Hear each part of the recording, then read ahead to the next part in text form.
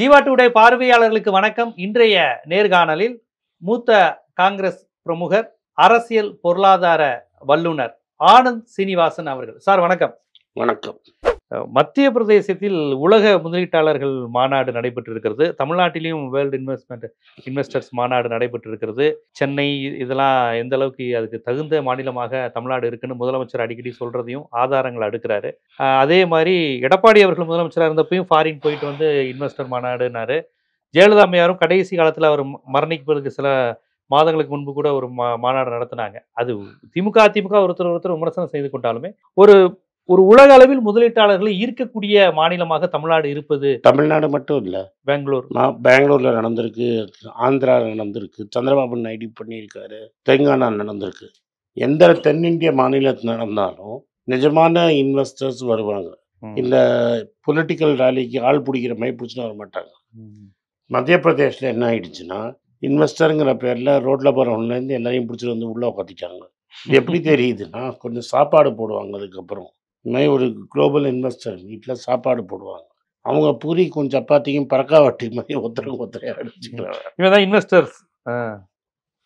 இப்போ இன்வெஸ்டர்னா மதிப்புக்கும் மரியாதைக்குரிய டாட்டா மாதிரி இருக்கவங்க தான் வருவாங்க. எங்கேயாவது ரத்தன் டாட்டா போய் நீங்கள் பூரி சப்பாத்திக்கு சட்டை போட்டு பார்த்துருக்கீங்களா? ஸோ இது கூட்டத்தை சேர்த்தாங்களே தவிர ஜென்யூனாக இன்வெஸ்டர்ஸ் வரலங்கிறது என்னோட கருத்து. நீங்கள் அந்த வீடியோவை பார்க்கலாம்.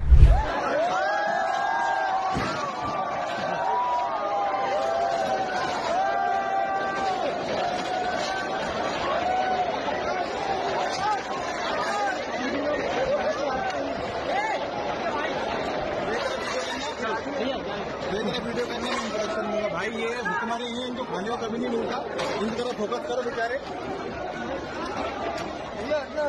हाँ जाओ जाओ जाओ, अरे देख लेना बेचारा खाने को नहीं मिलता भाई, देना दो।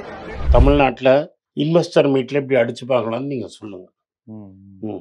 பூரியும் சப்பாத்தி கொடுக்குறோன்னு சொல்லி இன்வெஸ்டர்ஸ் மீட்டிங்கு ஆள் கூட்டி வந்திருக்காங்களா? அப்படிதான் இருக்கு. இன்வெஸ்டர் மீட்டிங்கை வேடிக்கை பார்க்க வரவங்களே டீசெண்டாக தான் இருப்பாங்க, ஹை குவாலிஃபைடாக தான் இருப்பாங்க. இன்வெஸ்டர்ஸே பூரிக்கும் கிழங்குக்கும் அடிச்சுக்கிறாங்க. பாருங்களேன், இப்ப பூரிக்கும் சப்பாத்திக்கும் அடிச்சுக்கிறவன் என்ன முதலீட்டு பண்ணுவான்? அவன் வயிற்றுக்கே அவனால போட முடியலன்னா அவன் எப்படி முதலீட்டு பண்ணி மாநிலத்தை உழைப்பான்? யாரை ஏமாத்துறாங்க? இதான் நான் உங்கள்கிட்ட ஒரு நேற்று கொடுத்த இன்டர்வியூல சொன்னேன். அதுல உட்காந்து அவர் என்ன சொல்றாரு, வெளிநாட்டுக்காரங்களுக்கு இந்தியா மேல ரொம்ப நம்பிக்கை இருக்கு, பணம் முதலீட்டு செய்யறாங்கன்னு. நீங்க ஆக்சுவலியா பார்த்தா பணத்தை வெளில எடுத்துன்னு ஓடுறான். பல கம்பெனிகள் இந்தியாவில் பிஸ்னஸ் மூடுறான். ஃபோர்டு மெட்ராஸில் மூட்டு வரேங்கிறான், வரல. ஜிஎம் மூட்டும் போயிட்டான். நேற்று வந்து ஜாரான்னு ஒரு ஸ்டோரை மூடிட்டாங்க. இதெல்லாம் என்ன காட்டுதுன்னா, இந்தியாவில் முதலீட்டு செய்ய முடியாது. இண்டஸ் வேலின்னு ஒரு கம்பெனி இருக்குது. அவங்க தான் மேக்ஸிமம் இந்த வெஞ்சர் ஃபண்டெல்லாம் பண்ணுறவங்க. பாம்பேயில் இருக்கிறவங்க ப்ளூம் வெஞ்சர்ஸ்னு கம்பெனி பேர். அவன் என்ன சொல்கிறான், 140 கோடி பேரில் 100 கோடி பேருக்கு வாய்க்கும் வயத்துக்கும் கரெக்டாக இருக்குது. ஒரு டூத் ப்ரஷ் வாங்கிறதுக்கு கூட அவன்கிட்ட காசு கிடையாதுன்னு. ஸோ நம்மகிட்ட இருக்கிற பணக்காரர்கள் 15 கோடி பேர், அவங்கள சர்வ் பண்ணுறது ஒரு 25 கோடி பேர் அவ்வளோதான் இருக்காங்கங்கிறத உண்மையை போட்டு உடச்சிட்டான். அதனால தான் பார்த்தீங்கன்னா இருக்கிற ஆட்கள் ரொம்ப கம்மியாக இருக்குது, பிஸ்னஸ் ரொம்ப கம்மியாக இருக்குது. இன்றைக்கி நான் உங்கள்கிட்ட பேசிகிட்டு இருக்கிற சமயத்தில் பங்குச்சந்தை 400 பாயிண்ட்டு கீழே விழுந்திருக்கு. 26,200 இருந்த பங்குச்சந்தை இன்னைக்கு 22,000க்கு இறங்கி இருக்குன்னா, வெளிநாட்டு முதலீட்டாளர்கள் வெளில பணத்தை எடுத்துகிட்டு போகிறாங்க.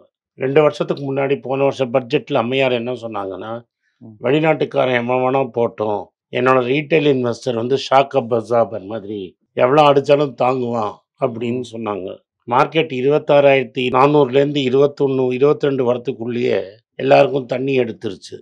இப்போ எந்த ரீட்டைல் இன்வெஸ்டர் வந்து ஷாக் அப்சார்பர் இருக்கான்னு பார்ப்போமே. ஆக மொத்தம் இவங்களோட எக்கானமிக் பாலிசி சரி கிடையாது. இவங்க வந்து 2-3 கம்பெனி ஃபேவர் பண்ணுறவங்கன்னு சொல்லி வெளிநாட்டில் இருக்கிறவங்கன்னா விற்று பணத்தை எடுத்துகிட்டு போயிட்டுருக்காங்கிறது தான் உண்மை. இல்லை, இப்போ இவங்க இப்போ பாஜக நடத்தின இந்த இன்வெஸ்டர் மாநாட்டுடைய நோக்கம் என்ன? பூரிக்கு எல்லாமே இப்போ குஜராத் மாடல் நம்மளை ஏமாற்றிட்டு இருந்தாங்க. ஒரு 3-4 பெரிய கார்பரேட்டுகள் அங்கே ஆஃபீஸ் பில்டிங்லாம் சேர்த்து தனி ஏர்போர்ட்டே கிரியேட் பண்ண விட்டாங்க ஜாம்நகரில் அம்பானிக்கு. அதுக்கு டெம்பரரியாக இன்டர்நேஷ்னல் லைசன்ஸும் கொடுத்தாங்க. வந்தவனுக்கெல்லாம் கஸ்டம்ஸ் இல்லாமல் உள்ள ஜாலியாக வந்துட்டு போயிட்டு இருந்தோம். அது மாதிரி குஜராத் மாடலுங்கிறது பணக்காரங்களுக்காக ஏழைகளை அடமானம் வைக்கிற இடம். இப்போ கிறிஸ்டபர் ஜெஃபர்லோன்னு ஒருத்தர் இருக்கிறார், வயர் அப்படிங்கிற இடத்துல பேட்டி கொடுத்துருக்காரு. பெரிய இந்தியா எக்ஸ்பர்ட்டு. குஜராத்தில் சில பணக்காரர்கள் நிறைய பேர் இருக்காங்க. அந்த பணக்காரர்கள் எடுத்துட்டிங்கன்னா குஜராத் லெவல் பீகாரோட மோசம் அப்படின்னு ஒரு ரிப்போர்ட் எழுதியிருக்கிறாரு. ரிசர்ச் பண்ணி தானே ரிப்போர்ட் எழுதியிருக்கிறாரு.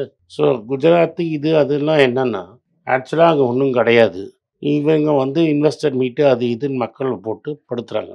என்னை பொறுத்த வரைக்கும் தமிழ்நாட்டில் இருக்கிற பெரிய இஷ்யூ வந்து டீலிமிட்டேஷனுங்கிறது.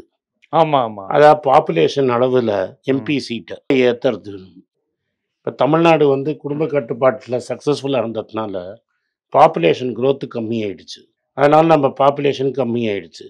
உத்தரப்பிரதேஷ் மாதிரி ஊரில் 1க்கு 4 பெற்றுக்கிட்டு அவன் பெரிய பாப்புலேஷன் ஆயிடுச்சு. இப்போவே தமிழ்நாட்டு பாண்டிச்சேரி சேர்த்து 40 சீட்டு, உத்தரப்பிரதேஷில் 80 சீட்டு. இவங்க சொல்கிற ஃபார்முலா பண்ணிங்கன்னா 150 சீட்டு உத்தரப்பிரதேஷுக்கும் 60 சீட் நம்மளுக்கும் கொடுத்தோன்னா அவன் என்ன நினைப்பாங்கன்னா பிஜேபி சவுத்து ஓட்டு இல்லாமையே நம்ம பிரதமர் ஆயிடலான்னு. இப்போவே அவங்க வந்து சவுத்து ஓட்டை மதிக்கிறது கிடையாது. நம்மளோட கலாச்சாரம் எல்லாத்தையும் தாக்குறத நீங்கள் பார்க்குறீங்க. அதனால் இந்த டீலிமிட்டேஷனுக்கு எதிர்த்து ஸ்டாலின் குரல் கொடுத்தது ரொம்ப இம்பார்ட்டண்ட்டு. இல்லாட்டா தமிழ்நாடு, கேரளா, கர்நாடகா, ஆந்திரா, தெலுங்கானா யாரெல்லாம் ப்ராக்ரஸ்க்காக குடும்ப கட்டுப்பாட்டு பண்ணாங்களோ அவங்களுக்கெல்லாம் அந்த மாநிலத்தெல்லாம் தண்டனை கொடுக்குறேன்னு ஆரம்பிக்கிறார். அதாவது யூபியில் 1 2 ஆக்க வேண்டியது இங்கே 2 3 ஆக்குறது. அப்போ நீங்கள் இல்லாமையே கவர்மெண்ட் ஃபார்ம் பண்ணிட்டு போயிடுவார். இப்போ இந்த பிரச்சனையை காங்கிரஸும் உணர்ந்திருக்கா? உணர்ந்ததுக்கு பல இடத்துல ராகுல் காந்தி பேசியிருக்கிறாரு. ஒரு 4 நாளைக்கு முன்னாடி பேசின இடத்துல என்ன சொல்கிறாரு, பீகாரில் ஹிந்தின்னு ஏமாந்துடாதீங்க, சவுத்தில் இங்கிலீஷ் கற்றுக்கிட்டு தான் இவ்வளோ தூரம் ஏறி இருக்காங்க, நீங்களும் இங்கிலீஷ் கற்றுக்கணுங்கிறது தான் அவர் சொல்கிறார். ஏன்னா வட இந்திய பகுதியில் உள்ள காங்கிரஸார் வந்து இந்த டீலிமிட்டேஷனை பற்றி பேசுவாங்களா? இந்த மாதிரி டெஃபினட்டாக பேசுவாங்க. அது ஓட் பாலிடிக்ஸ் அவங்க பாதிக்காதா? இப்போ பிஜேபி வந்து பாத்தியா, நான் ஹிந்தி பெல்ட்டுக்காண்டி பேசுறேன், பாதிச்சுட்டு தான் போகணும், உண்மையை சொல்ல தான் போகணும். சரி, நம்ம வந்து ஒரு ஐடியாலஜிக்கல் பொசிஷனாக வந்து நீங்கள் எலெக்ஷனுக்காக சொல்ல முடியாது. எலெக்ஷனில் தோக்கலாம், ஜெயிக்கலாம். இன்னைக்கு தோத்தா நாளைக்கு ஜெயிக்கிறோம், நாளைக்கு ஜெயிச்சா இன்னைக்கு தோக்குறோம். இந்த கண்ணதாசன் சொன்ன மாதிரி தான், இந்த பூமியில் நிலையாக வாழ்ந்தவன் யாரடான். சரி, ஒரு இடத்துல இப்போ மோடி இறங்காமையா போவார். இறங்கரிச்சா இந்த பிஜேபி ஒரு கட்சியாக இருக்காங்கிறத நம்ம அன்னைக்கு பார்ப்போம். அதுக்குள்ளே ஒரு மாற்றம் வந்துடும் நம்புறீங்க? டெஃபினட்டாக மாற்றம் வரும், அதில் எனக்கு சந்தேகமே கிடையாது. ஒரு ஜனநாயகத்தில் மாற்றம்ங்கிறது ரொம்ப தேவை. நிச்சயமாக மாற்றம் வரும். 10 வருஷமா மாற்றம் வரும்னு எதிர்பார்த்துட்டு தான் இருக்கிறோம். ஆமாம், பட் என்ன பண்ணுறது, எலெக்ஷன் கமிஷன் எல்லாத்தையும் கைக்குள்ளே போட்டுக்கிட்டாரு. பட் அதெல்லாம் பண்ணி கூட தமிழ்நாட்டில் ஜெயிக்க முடியலல்ல. அங்கே சிவசேனா உடைச்ச மாதிரி இங்கே அதிமுக உடைச்சி அவங்க ஓட்டை வாங்கணும்னு பார்க்குறாங்க. அது முடியாத வேலையாக தான் இருக்கும்னு நான் நினைக்கிறேன். அதனால் நான் நினைக்கிறேன், இது என்னோட கருத்து, இன்னைக்கு எலெக்ஷன் நடந்ததுன்னா ஸ்டாலின் சாரும் காங்கிரஸும் ஜெயிச்சிடும் இங்கே. ஸோ அது வந்து அதிமுக கூட்டணி போடுற மாதிரி தெரில. விஜய் நான் தான் சிஎம் பாரு, எடப்பாடி நான் தான் சிஎம் பாரு, ஒரு அண்ணாமலை நான் தான் சிஎம் பாரு. அதுக்கு முன்னாடி தான் ராம்தாஸோட பையன் தான் முன்னாடியே அறிக்கை விட்டார், நான் தான் சிஎம்னு. 234 சீட்டில் நின்னவர் தானே. அதனால் 3 நாள் முனை போட்டி வரும். 3 நாள் முனை போட்டி வந்தால் திமுக காங்கிரஸ் நிச்சயமாக ஜெயிக்கும். கண்டிப்பா. அப்ப வட இந்தியாவோட ஒப்பிடும்போது தென்னிந்தியா எவ்வளவு முன்னேறி இருக்கிறது, அதை பழி வாங்குவதற்கு எல்லா வேலையும் அவங்க பண்ணிக்கிட்டு இருக்காங்க. டெஃபினட்டாக அதுக்கு தான் பண்றாங்க. சில மாற்று கருத்தே உங்களுக்கு வேண்டாம். வட இந்தியாவில் இப்ப நடந்த மாதிரி தான் எல்லா இன்வெஸ்ட்மெண்ட் மாநாடும் நடக்குதா? இந்த வீடியோ வெளில வந்துருச்சு, மற்ற வீடியோ வெளில வரல. பட் இதுக்கு ஒன்றை பார்த்தா மற்றதுக்கு சூடு போட வேண்டியதானே. பெரும்பாலும் இன்வெஸ்டர்ஸ்ன்னு யோசித்தாலே தமிழ்நாட்டில் அவன் இந்தியாவை பொறுத்தவரையும் தமிழ்நாடு, மகாராஷ்டிரா, தெலுங்கானா, கர்நாடகா, இப்போ மகாராஷ்டிரா, குஜராத்தை யோசிக்க மாட்டாங்க. குஜராத்தில் நீங்கள் ஸ்பெஷல் சலுகை கொடுத்து ஹை அண்ட் பிளான்ட்டு கொடுத்தா தான் போவோம்.